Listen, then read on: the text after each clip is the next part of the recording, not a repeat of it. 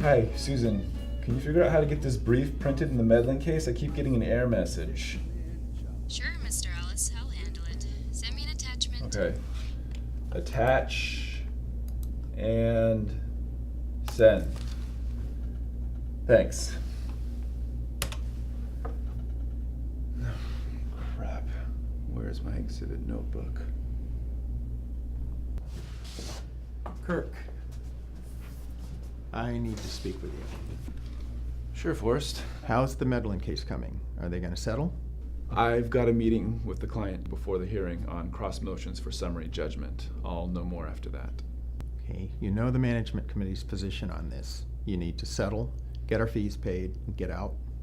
We've spent entirely too much time involved with this case, and we can't afford to take the extra hit of you being in trial all next week on top of that. Believe me, I know this case should settle, and we finally got a decent offer from the other side. I just need to help Mr. Medlin understand the risks of trial and all that.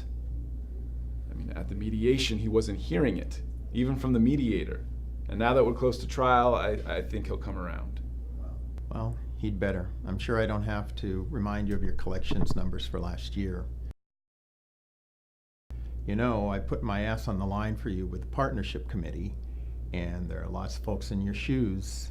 You've got to do more than stick around for 8 years. You have to show that it's economically feasible to make you a partner. I'm sure you were disappointed when that didn't happen last year. Yeah, don't remind me.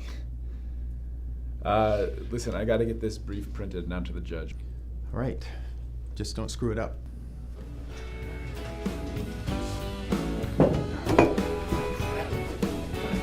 Susan! Susan! Susan!